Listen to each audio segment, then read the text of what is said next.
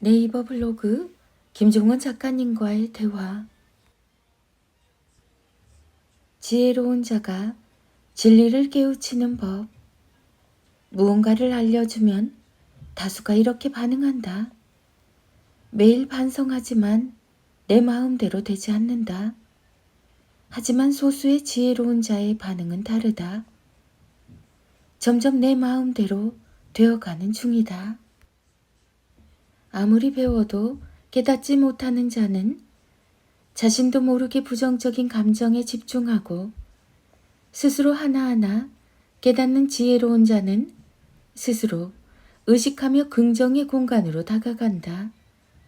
삶의 곳곳에서 의식하며 깨어있는 자가 더 많은 깨달음을 일상에서 즐길 수 있다. 안 되는 게 아니라 되어가는 중이다.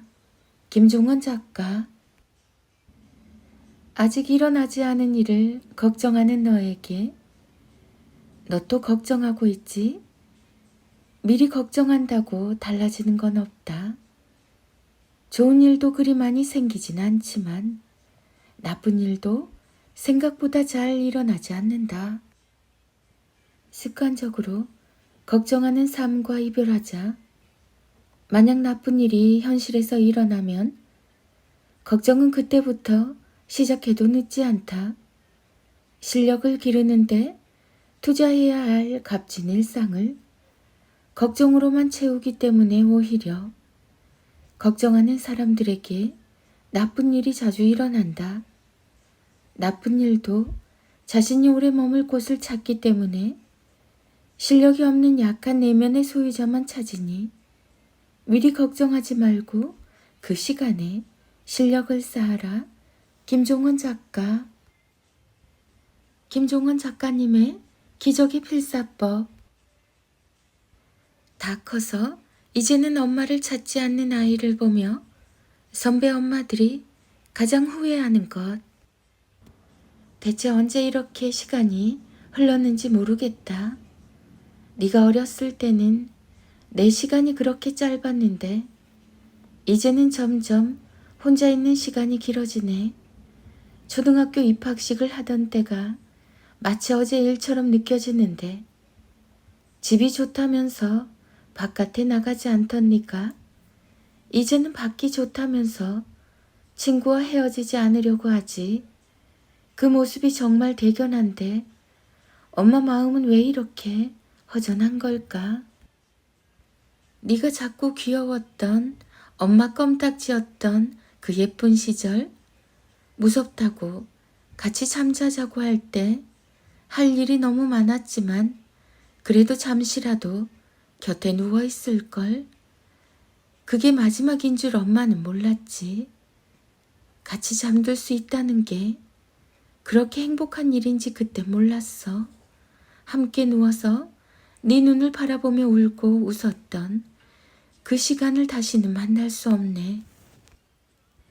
같이 놀이터에 가서 놀자며 때를 쓸 때 왜 난 늘 혼내기만 했을까?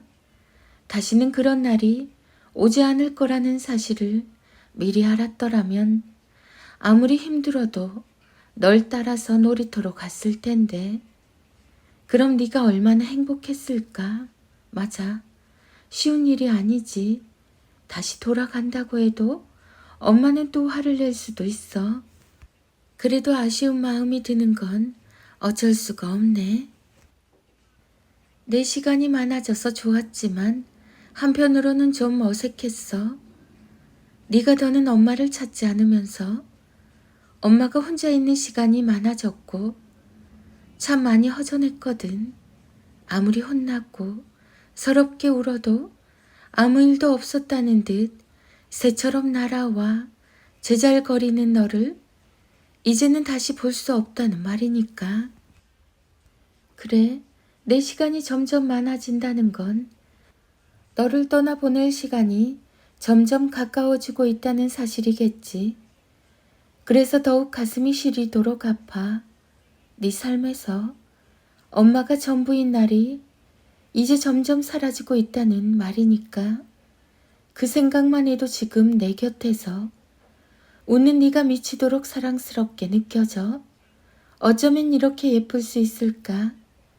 내가 어떻게 널 보낼 수 있겠니? 참 고마웠어.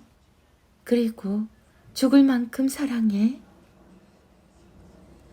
아주 오래전 네가 처음 엄마에게 왔던 날, 그 아름다웠던 나날이 여전히 선명해. 엄마는 네 얼굴을 본 적도 없는데 사랑에 먼저 빠졌지. 뱃속에 있는 너를 매일 생각하면서 네가 세상에 나오면 해주고 싶은 말을 생각했고 혼자서 울다가 웃곤 했어.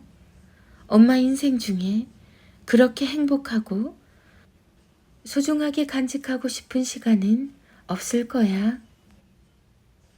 걸음마를 처음 성공했던 네 모습, 몸보다 큰 가방을 힘겹게 메고 초등학교에 등교하던 네 모습, 다 지나고 나서 생각해보니 그게 다 자꾸만 이별하는 날들이더라. 네가 3살이 된다는 것만 기뻐했지. 그게 다시는 돌아갈 수 없는 너의 2살과 이별하는 거라는 사실은 아주 나중에서야 깨닫게 되었어. 조금만 더 천천히 커졌으면 얼마나 좋았을까. 엄마 아빠가 놓친 순간도 있었을 거야. 하지만 이 사실 하나만은 꼭 기억해 주렴. 돌아보면 많이 부족했지만 그때는 그게 우리의 최선이었다는 걸 너만 혼자 큰다고 생각했는데 돌아보니 우리는 함께 성장하는 거였어. 널 가르치며 나도 많이 배웠으니까. 이렇게 멋지게 커져서 참 고마워. 네가 있어서 엄마 아빠도 참 행복했어.